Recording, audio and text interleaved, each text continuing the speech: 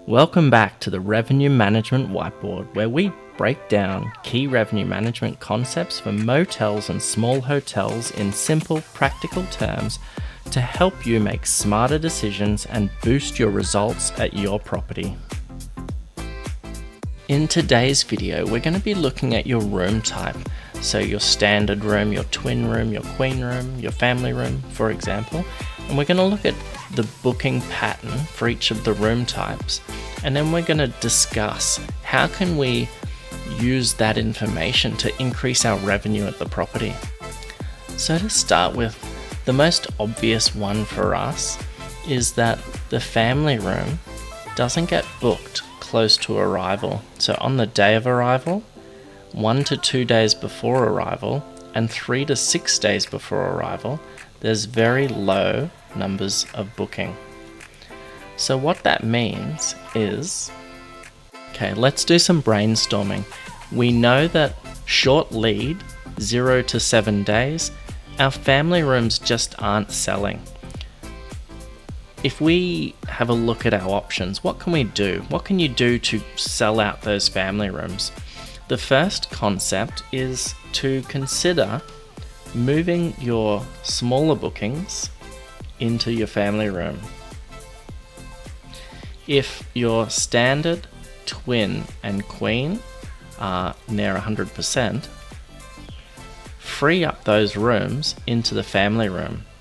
If you do plan on doing this as a strategy at your property, it's important to understand your costs between the room types. So you might have a lot more demand for the smaller rooms close to arrival, but your margin might also be a lot smaller. So you need to weigh up whether you can justify upgrading guests from the small rooms into the family room. So if we do a basic table just to get started, so we've got room type, room revenue, room turnover cost, and we've got our margin on the room. This just gives us a little snapshot to say, okay, well, our family room is $250 and the turnover cost is $80 and our profit margin is $170. Now that we've got this pricing information available for the room types, we can make the decision, is this $180 room here justified in getting complimentary upgrade?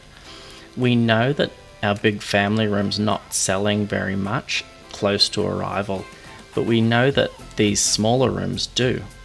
So we need to balance out, is the reduced profit margin in upgrading these guests going to outweigh the lower occupancy if we hold the family rooms? Why doing this is so important is because I want you to not assume that your biggest room is always going to be your biggest profit driver. Sometimes your family room will be your least profitable room. Understanding that will enable you to make decisions to drive a lot more revenue at your property. You know that when you've got rooms available on short notice, you're going to move your family rooms into your smaller rooms. You're going to try and free up these rooms to sell. If we look at our next room type, the executive room, it actually has a very similar pattern to our family room.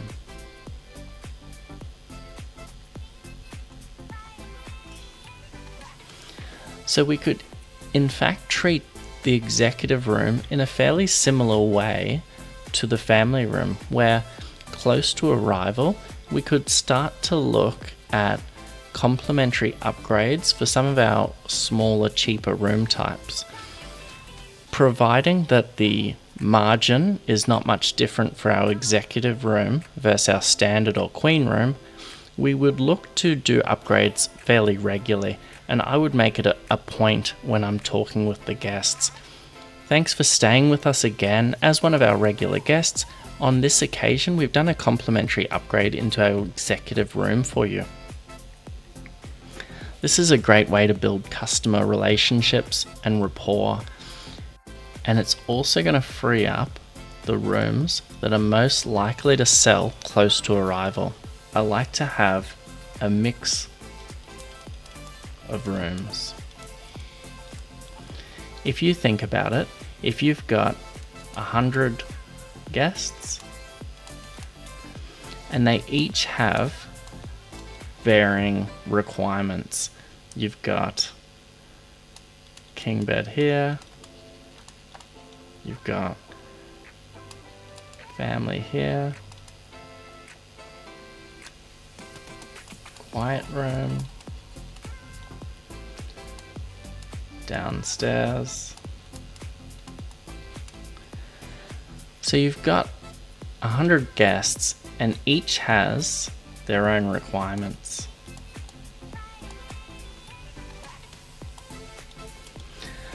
The more types of rooms you have,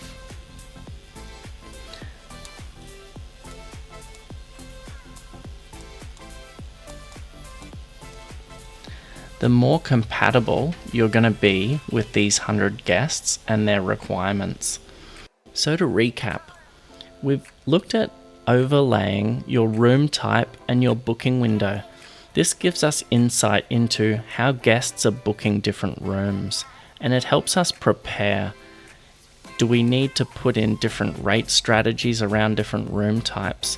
We know that in this property we looked at, the bigger room types weren't selling close to arrival, so we looked at maybe shuffling rooms, shuffling the smaller entry-level rooms into the bigger rooms close to the day of arrival as our strategy. If you can see that a smaller room type is primarily getting booked within a few days of arrival, look at strategies for trying to attract early bookers. Compare your rates with your competitive set. Are other properties promoting an early booking promotion, or do they have a discounted non-refundable rate that you don't have, which is driving more bookings for them? In revenue management, when your property is running really low occupancy and you're getting close to the arrival dates, it's very easy to be tempted to discount rooms. Understanding how different rooms book over your booking window will help you be confident. It'll help you sometimes hold rates when you know that you're going to get the pickup. Sometimes you're actually way behind and you need to actually do something about it and work out a different strategy. Maybe reevaluate what the market, what your competitive set is doing.